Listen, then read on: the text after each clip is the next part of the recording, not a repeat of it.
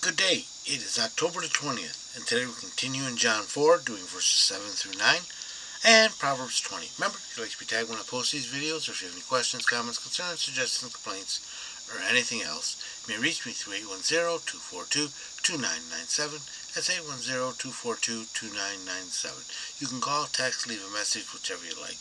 Begin John 4, starting at verse 7.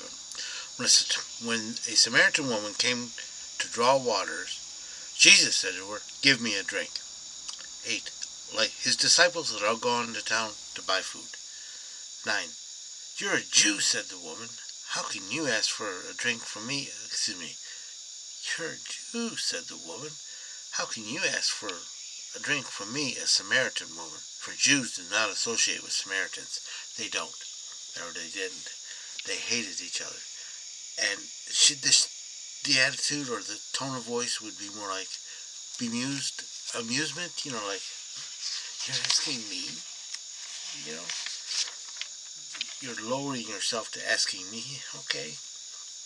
Verse 7, when a Samaritan woman came to draw water, Jesus said to her, "Give me a drink." This is in the province, not the city of Samaria. 8. His disciples had gone into town to buy food. There was no one to get him a drink. Verse 9. "You're a Jew," said the woman. "How can you ask for a drink from me, a Samaritan woman?" For Jews do not associate with Samaritans. It's like a half amusement, half triumphant, sort of thing. Like when someone, doesn't like you and they need help from you. Proverbs 20. Wine is a mocker, strong drink is riotous, and whosoever reeleth thereby is not wise. This is not saying you can't drink, but I don't advise it. It says don't get drunk. Don't drink to dispensation. 2. The terror of a king is as a roaring lion. He that provoketh him to anger forfeiteth his life. Yeah, don't get the person who controls your life angry at you. Don't get the person who cooks your food angry at you. 3. It is an honor for a man to keep aloof from strife, but every fool will be snarling. Yeah, don't fight over every little thing. 4. The sluggard will not plow when winter setteth in. Therefore he shall beg in the harvest and have nothing. Winter is when the ground was the softest in that area, and basically if you don't plow, you can't plant. If you can't plant, you won't have a crop. If you don't have a crop, you won't have a harvest. If you don't have a harvest, you won't have any money or food. Counsel in the heart of man is like deep water. But a man of understanding will draw it out. 6. Most men will proclaim his own goodness, but a faithful man who can find? Men will brag on themselves. "I'm good, look what I did." But a faithful man, they're hard to find.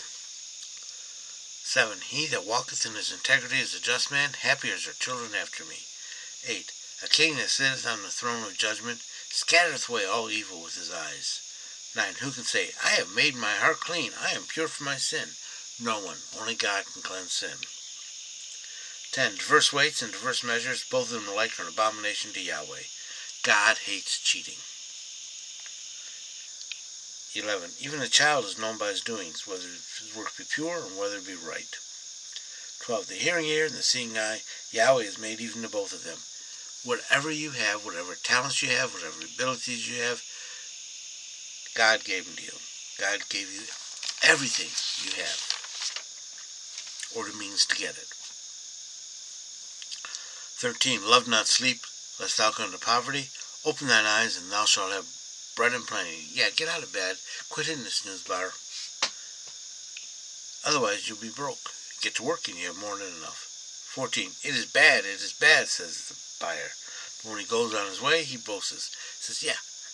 "Oh, look at those scratches and a dent there. Yeah, you want $10 for it? I'll give you one." Then when he's out, he says, "Look, this is worth $300 and I only had to pay $1 for it." Lying to get a deal. 15. There is gold and a multitude of rubies, but the lips of knowledge are a precious jewel. Material wealth is nice, don't get me wrong, but it can be taken away, it can be lost, it can be used up, and it can be stolen. 16. Take his garment that is surety for a stranger, and hold him in pledge that is surety for an alien woman. Yeah. Someone says, yeah, go ahead, let him have this, I'll guarantee it, get collateral. 17. Bread of falsehood is sweet to a man, but afterwards his mouth shall be filled with gravel. Lying will initially be sweet, and then you'll break your teeth on it. 18. Every purpose is established by counsel, and with good advice carry on war. Don't be rash, get good advice. 19. He that goeth about as a talebearer revealeth secrets. Therefore meddle not with him that openeth wise lips. If someone's coming to tell you and telling you about all other people's business, guess what? He's going to other people and telling them your business. 20. Whoso curseth his father or mother, his lamp shall be put out in blackest darkness. Honor your parents. 21. An estate may be hastily gotten at the beginning, but the end thereof shall not be blessed. Get rich quick schemes will not work out. 22. Say not thou, I will requite evil. Wait for Yahweh, and he will save thee. Don't take personal vengeance. Let God handle it. 23. Diverse weights are an abomination to Yahweh, and a false balance is not good. Cheating is bad. 24. Man's goings are of Yahweh. How can then a man look to his way? God will direct your steps.